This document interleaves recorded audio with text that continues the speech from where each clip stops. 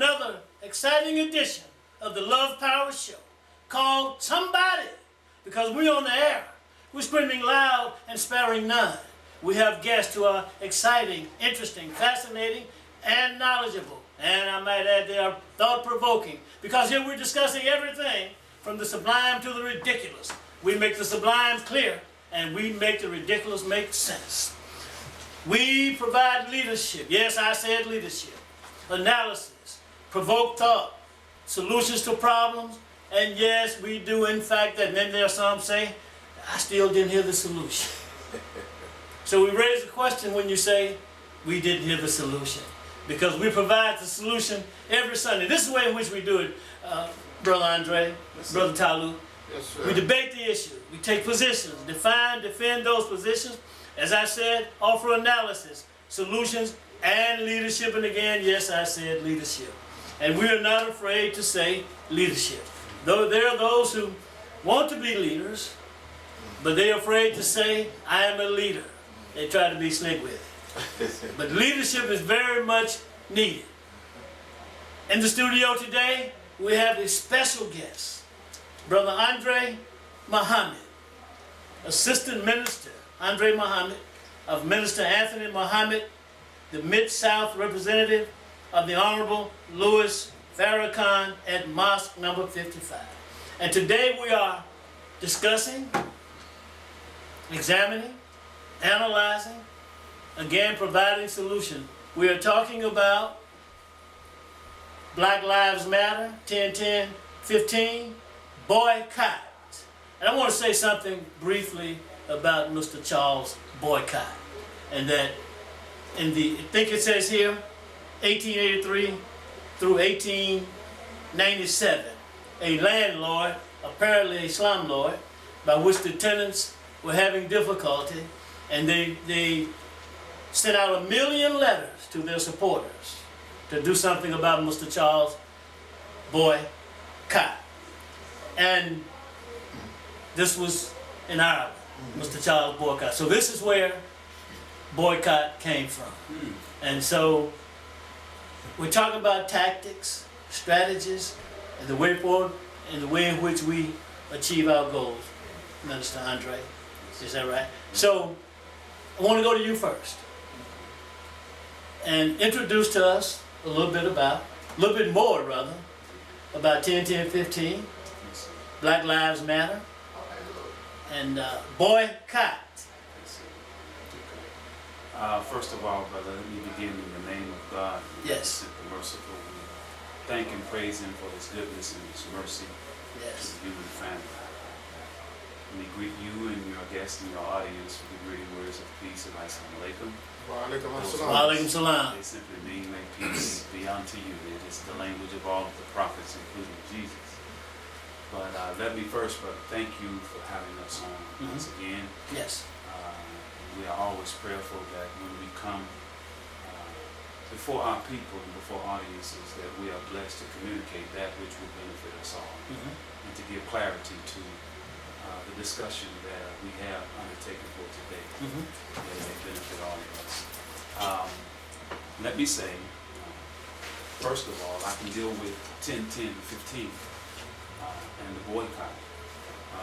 As many know, on October 16, 1995, the Honorable Minister Louis Farrakhan convened the Million Man March. It was a day of atonement, reconciliation, and responsibility, whereby we as men, black men,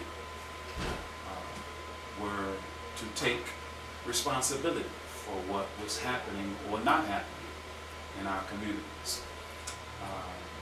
Here we are 20 years later, and we are not going to atone this. We're going demanding justice or else. In fact, the theme of the march is justice or else. And we'll discuss that or else further in this broadcast, be it the will of Almighty God. And one of the tactics that will be put to employ to get justice is the tactic, if you will, as you just mentioned, as it relates to boycotting. We know and understand that that is a tactic that has been used by particularly Dr. Martin Luther King, Montgomery, Alabama, and it proved very, very effective. We live in a capitalist society, and I would dare to say that money is the god of this particular world to many. And in fact, you will find in Scripture where a passage reads, you cannot serve God and mammon, meaning money. So if we take their God from them, if we would boycott them, if we would keep our dollars, the 1.3 billion or trillion, as I understand it, in wealth that Black America wields today, that can serve as a weapon, if you will, to begin to get someone to come to the table to sit down and have a talk about getting justice for us. And I'll stop with that. Okay, very, very, very good. I wanted to highlight a couple of points from the last time we gathered here to have this discussion, and that we highlighted all lives do matter. All lives are important. And that stood out for me. Yes, Black lives, specifically for us as men. right. That was one of the high points for me. Yes. The other point was that we talked about, as you just mentioned, Black men taking responsibility for ourselves, our loved ones, and our families. Those are the 2 points that I thought about periodically since the last time we met. I want to go to Talut. Do you have a comment or question? I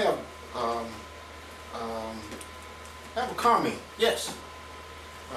As a matter of fact, the the strategy to deter killer cops is very important, and the strategy that's being used or that's being suggested by Minister Farrakhan is to boycott Black Friday, starting at Black Friday, and let it trickle on down to Christmas.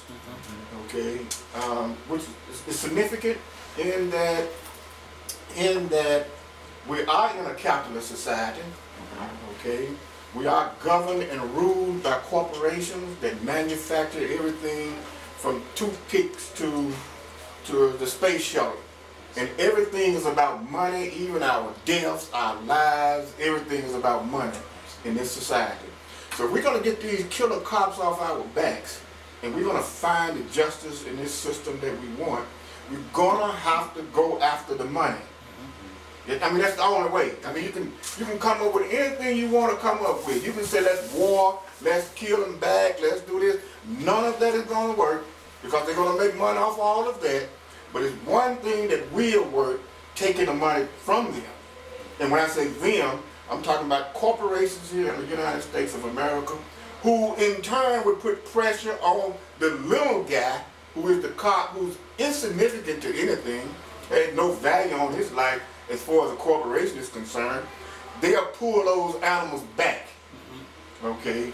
And then from there, we should harness the $1.5 trillion among ourselves and build our societies, build our communities with our own hands and a sweat from our own brows. Okay. We're expecting Omar Baruti anytime now, and 2 of our other panelists have come in, Lonnie Simmons and Jeffrey Steele. They have joined us. And if you have a question or comment, feel free to step to either mic. We're set up so that you can comfortably get to either mic. And, okay, want to go to you, Minister Andre? Yes, sir. Let me, first of all, this is regarding Black Lives Matter. Yes. Let me extend the love and greetings and thanks from Student Minister Anthony Muhammad. He is the Mid-South representative of Young. I am his assistant, actually one of his assistants. And he wasn't available today, but rest assured he's working hard. All of us are hitting the ground running. We have others of his student ministers in other places throughout the city drumming up support for 10, 10, 15. But the Honorable Minister Louis Farrakhan has said with regard to Black Lives Matter, right here in the city of Memphis recently, he said with regard to that mantra, slogan for lack of a better way of putting it, stay right there. Black lives do matter. And there are those who, when they hear that, they tend to act as though we are suggesting that other lives don't, or that black lives matter more so than any other life. That's not what's being said. It's clear that's not what's being said. We live in a country that has demonstrated clearly where black lives are concerned, our lives don't carry the same value when we go through the channels whereby we seek redress and seek justice when our lives are unjustly taken. You know, and there's a sister here locally that's heading up that movement, and I hope she's listening, and I would hope that you would bring her to your show once. Her name is Tammy Sawyer of the local Black Lives Matter movement, and we would like to partner with her. If I may offer, if I would, as I close this point, I read an analogy of the response to Black Lives Matter. When you say Black Lives Matter, you hear people say all lives matter. Well, of course all lives matter. But why did those who want to weaken the strength of that statement respond with the tone deaf retort of all lives matter? I heard someone I was reading, he likened it unto, he said, imagine yourself, you're sitting down at dinner with your family, and while everyone gets a serving of the meal, you don't get any. So you say, should I get my fair share? And as a direct response to this, your dad corrects you saying, everyone should get their fair share. Now that's the right sentiment. It's a wonderful sentiment. Indeed, everyone should get their fair share. And that was kind of your point in the first place, because you're part of the everyone. But the response from the dad saying everyone should get their fair share does not address the fact that you didn't get yours. Absolutely. So I think that's a good analogy to put to when we say Black Lives Matter and someone says, well, all lives matter. Yes, they do. But that does not deal with the issue of, historically speaking, where black lives are concerned, there has been a lack of justice, or I shouldn't say lack, almost the absence of justice as it relates to seeking redress to the issue of our lives being unjustly taken. Right. Thank you, brother. The number to call if you want to get on the line, everybody, is 327-3400. 327-3400. And we're talking about 10-10-15, Black Lives Matter, boycott. Want to make a couple of announcements while I'm thinking about it. That is, Dr. James Small should be on the phone with us next week for about 30 minutes, and then we'll take questions and answers. Dr. James Small is from Colors 1, 2, 3, and 4. And we are all familiar with colors. Is that right, Lonnie? Jeffrey? Colors 1, 2, 3, and 4 with Umar Johnson and the rest of them. Now, I've heard of Miss Tammy Sawyer. Would love to have her come on the Love Power Show. So after this, we should talk about that a little bit more, Brother Andre. Yes, sir. Omar Baruti has joined us, everyone. Come on around, brother.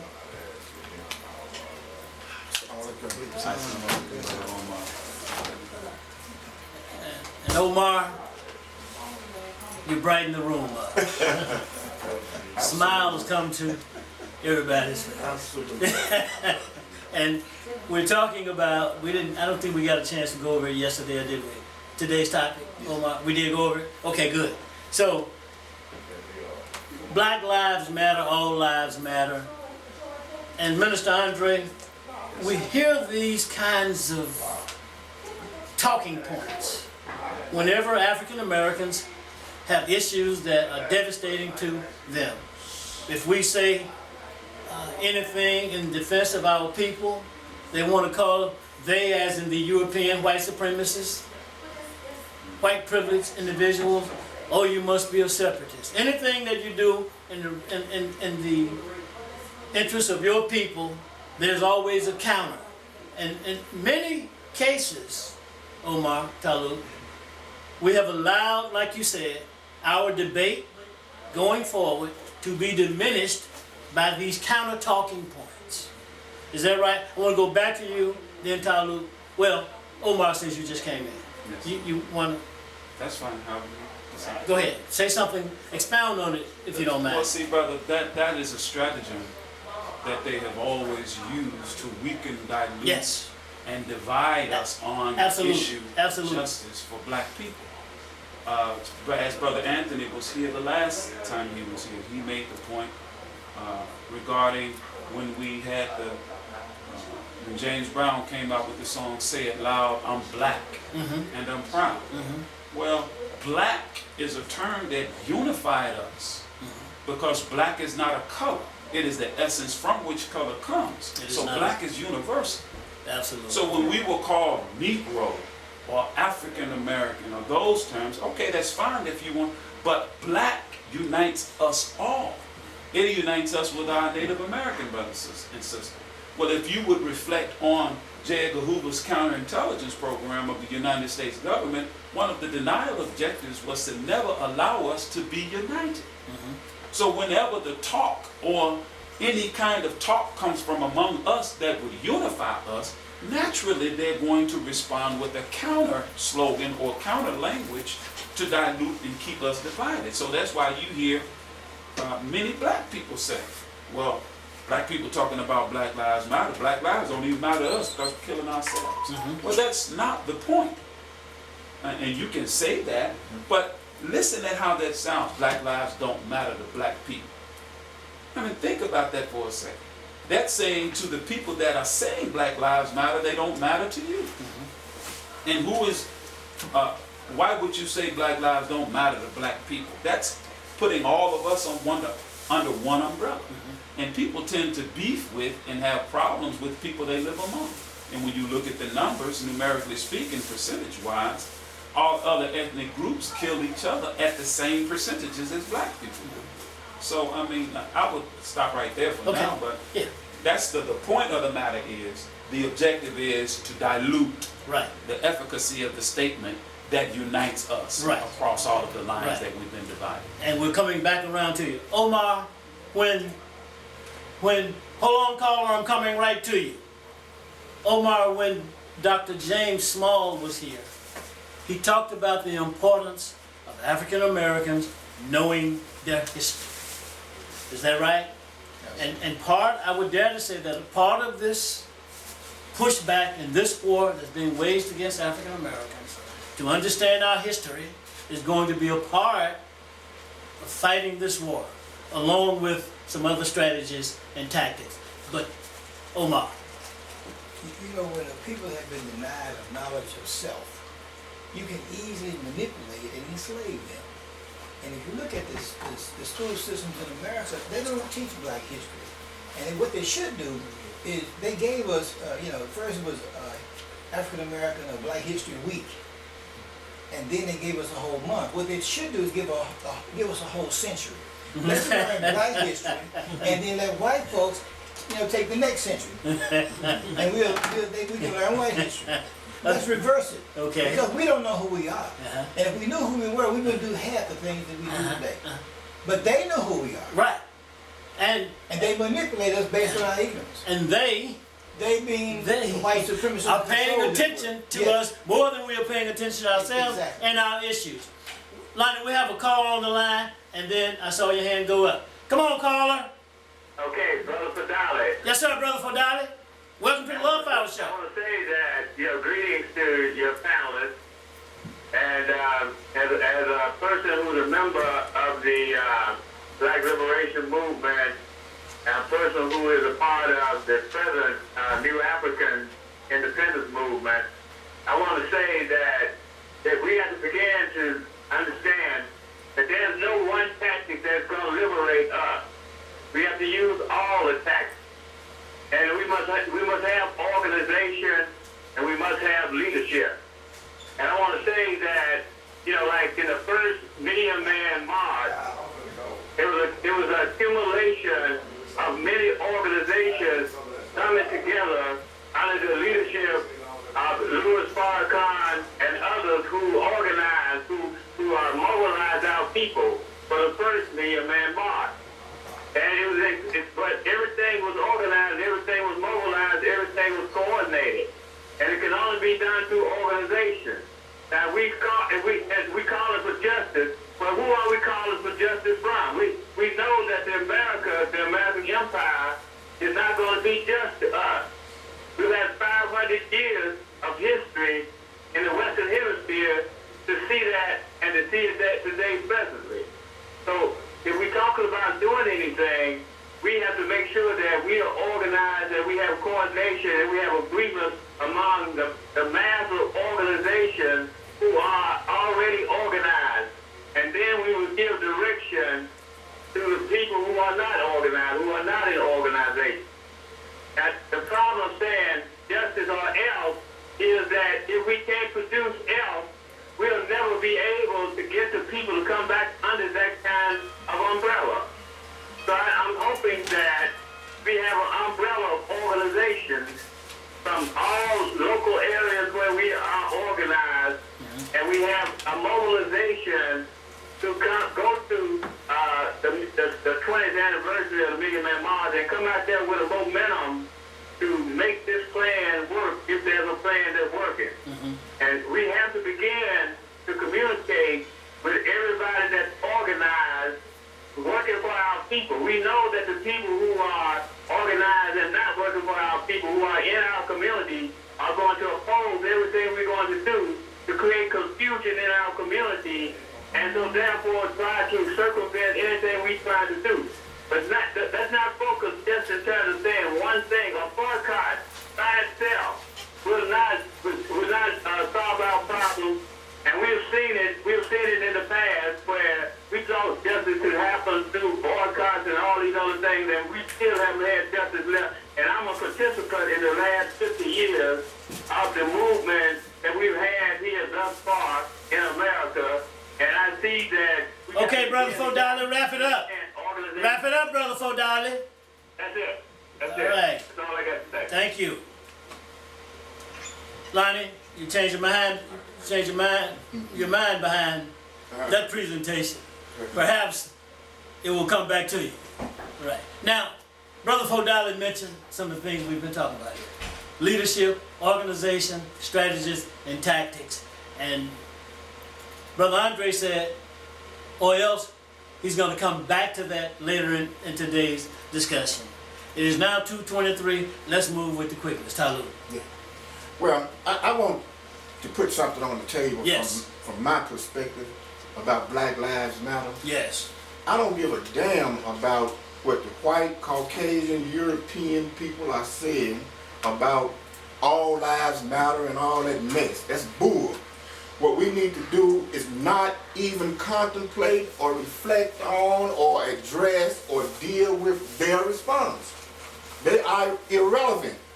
We don't need them. And what they really need to do is stay out of black folk business. Period. Look, number one, if we're saying these people created a war against us and we're going to fight back, well then, technically, you have a war, regardless of what you think, whether they wipe all of us out or not.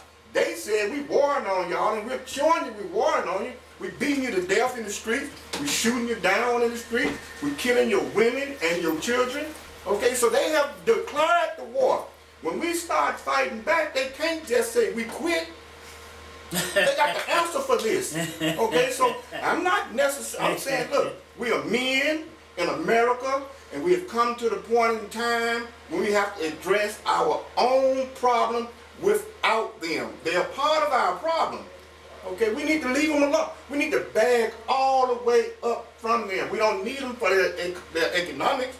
We don't need them for the capitalists that they're creating because we're not getting it anyway, and we've never gotten it. We've done just fine without it. But what we do need to do is build our own. Okay, that's the solution. We build our own. And like I said earlier, we need to push them out of our business. We need to not respond to what they are saying and how they are dressing it up and shaping it. I'm going to tell you something. I'm done with this one. I look at other people that come to this country as immigrants. They ignore those people. They act as if though they don't even exist. We're the only ones who want to address every little thing these people have because we're conditioned like that. We're colonized like that, and they're our educators. We need to change. Okay, thank you for those comments. We're talking about Black Lives Matter 10-10-15 and boycott strategies and tactics as well. And we've had some more words and phrases to come into the equation, and we may as well take a look at those words and phrases. Hold on, caller. I'm going to get a comment from Brother Omar, and I'm coming right to you. Omar, we're talking about something that you've talked about on this show on a regular basis. That is, African Americans have not been debriefed. If we could have, think about that. A man goes into space, and when he comes back from the moon or wherever he went to, they don't put a microphone in his face and interview him. He first has to be debriefed before he's interviewed by anybody to make sure he's in his right mind. When they let us out of slavery, they didn't debrief us. They didn't put us back in our right mind. They didn't make us whole again. They didn't give us our language, our names, our God, our religion. They didn't do that to us. They said, okay, nigga, you free. Go. But free to do what? And free to be what? Free to be the tool of the white man. And you're still out today.